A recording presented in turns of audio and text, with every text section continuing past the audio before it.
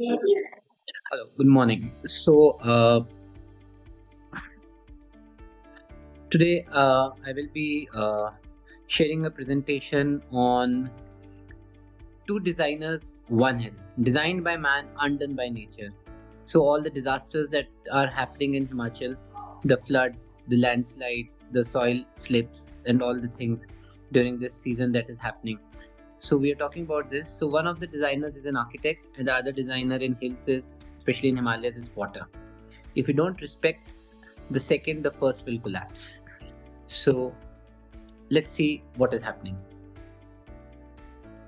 गई भगवान कितना बदल गया इंसान कितना बदल गया इंसान जंगल काटना बनाया धंधा आदमी हुआ लालच में अंधा कहीं खुदाई कहीं है कटाई होती इसे मोटी कमाई नदी रास्ते बसाई कॉलोनी अब तो तय है आपदा होनी जब गिरते पहाड़ तो कहते भाग्य का यही है विधान कितना बदल गया इंसान कितना बदल गया इंसान कितना बदल गया इंसान कितना बदल गया इंसान.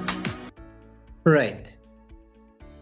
So this is how we are experiencing the response of the nature in Himachal. Houses are falling, hills are falling, landslides are happening, people are dying, huge disaster. But the cause is why? Because highways are developing, forests are being cut, buildings over buildings, commercial projects, activities, all on the name of development. But what's the solution?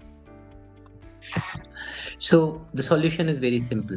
We have to stop planning by our mind. We have to stop planning by just space planning, understanding how to maximize the space for the human beings. We have to start planning that I call as planning begins with water. How watershed first design prevents disaster in the Himalayas.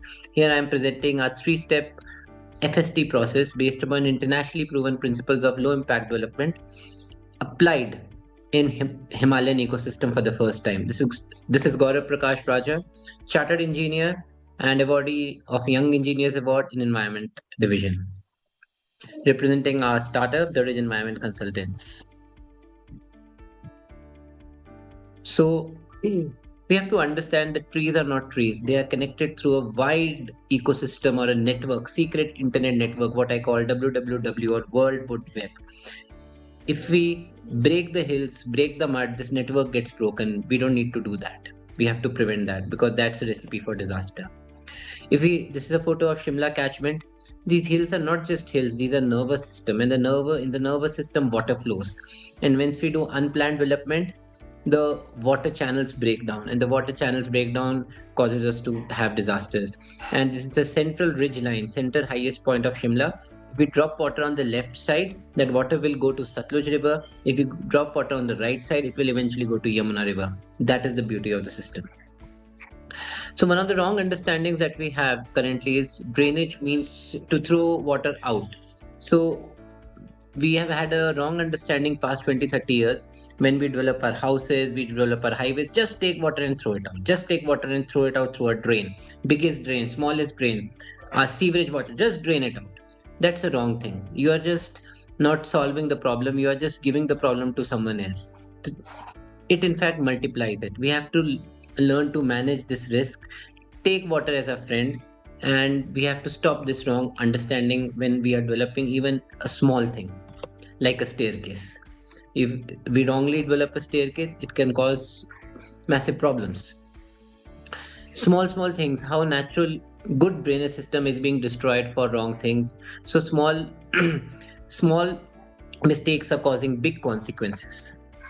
The second wrong understanding is some people say, okay, when I develop, I just cut the full hill, make the land flat, and then develop. That's a wrong approach as far as water is concerned. Because flattening destroys the stability, soil, and natural water balance. You can fight the hill or work with it. One survives, the other collapses in disaster. So, because in the end, we are just relying on what? We are just relying on cement, retaining walls, iron, and steel to retain the same. But question is, isn't there a different model or development? Yes, there is. But we have to first change our outlook on this thing, that flattening the hills is the easiest way to construct. So if we do that, it causes water overflow, soil erosion, runoff, and it causes another several of the other problems in the area. So the first big idea that I want to present, that the first master planner here is not anyone, not the government, not the private. The water is the master planner, master designer. We have to listen to water. And by saying that we have to listen to water, I mean we have to listen to watersheds. Watersheds are nature's natural zoning system. We have to define our development according to watersheds, how the natural drainage flows from top to bottom. This is an example how we have to identify the natural drainage, that it is flowing from top to bottom.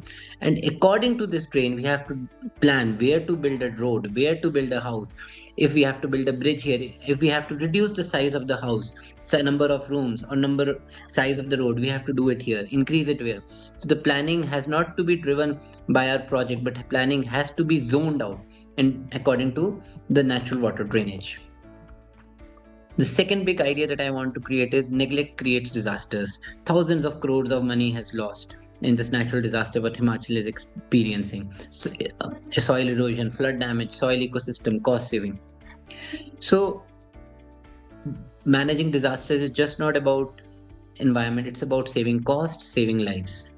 Ignoring drainage is a human negligence. So we present here a very simple process. It's a 3-step process: flow, slow, use. So I say flow, slow and spread, and use. 1, 2, 3. So it's a concept of low impact development applied in Himalayan ecosystem. So first concept is flow. Don't obstruct the flow of water. Let it flow in the natural way. Don't just concretize it and say you flow in this way. No, water will not listen to you. Understand how the water behaves. Let it flow in the way it is. Now we have to do our development. Try to slow its speed, spread it out, and try to use it maybe for recycling, maybe to recharge, maybe for ecosystem, and plan our infrastructure around it. So that's a simple process that can be applied. The framework is very simple. As we are developing, concrete surfaces are developing, we have to have proper flow control and proper treatment naturally. Naturally, that's a very critical word. So nature-based solutions, and that will be a best solution for Himachal Pradesh. One of the wrong urban planning approaches are that we just cut the mountains to make roads and highways. But if we plan according to waterways, we have watershed first approach, which blends resilience. It's not something that we are anyone has to take it on its thing that architect comes first, engineer comes first. It's not about that. It's about we all work as a team. Every individual works as a team, and the king here is water. The water is the designer as far as Himalayan ecosystem is concerned. And the fact is, most of the rivers originate from northern rivers, Himachal, Uttarakhand, Jammu. So water is definitely the king. It sustains the life here. So the wake up call is very simple. When drainage is skipped, roads are lost, reputation is damaged. So this wake up call has to be taken with reality, and necessary steps have to be taken. But there's a possibility, there's a hope. And the hope is low impact development, or LID, that we have to manage the initial risk, we have to implement the LID through nature-based solutions, and the safe outcome will be achieved. So this is how you incorporate, you add on the natural drainage channels to the overall infrastructure or to the overall land area. And around this land area, you actually able to develop your land in a particular way. So the call to action is very simple, that transform Himachal together. We have to join hand together. We have to start a watershed first design approach, assess the water flow before design, implement our current project, and go ahead with it. And we have to make profitable water conscious construction. That is important. Profitable water conscious construction. Just don't take water and plan to throw it. So let's start why one today. And safe building starts from a conversation. And we have to stop the wrong practice of dumping the mud down, destroying the natural watersheds, and go step by step. So idea is plan water first, save crores in risk by using correct water system, and future-proof your project.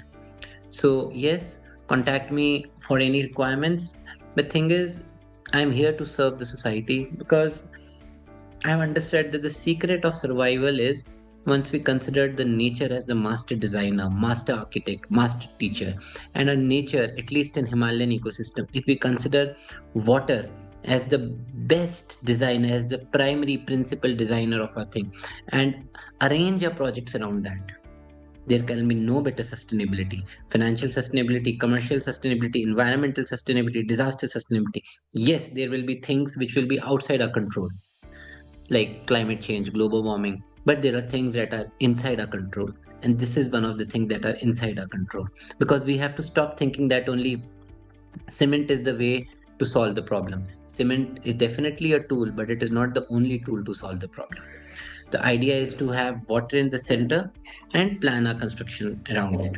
And we have to have the willingness to actually reduce or increase our construction requirements based upon what the environment tells us. We have to be receptive. It cannot be something we plan our drawings, we say we need 100 rooms and that's our houses. No, no, no, no.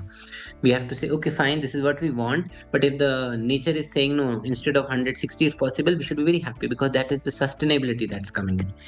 And if you don't do that, everyone has his own greed or necessity, then it won't work, because it has to be a win-win for everyone. And the reason why it has to be win-win for everyone is this: it's all interconnected. It's a worldwide network, worldwide network.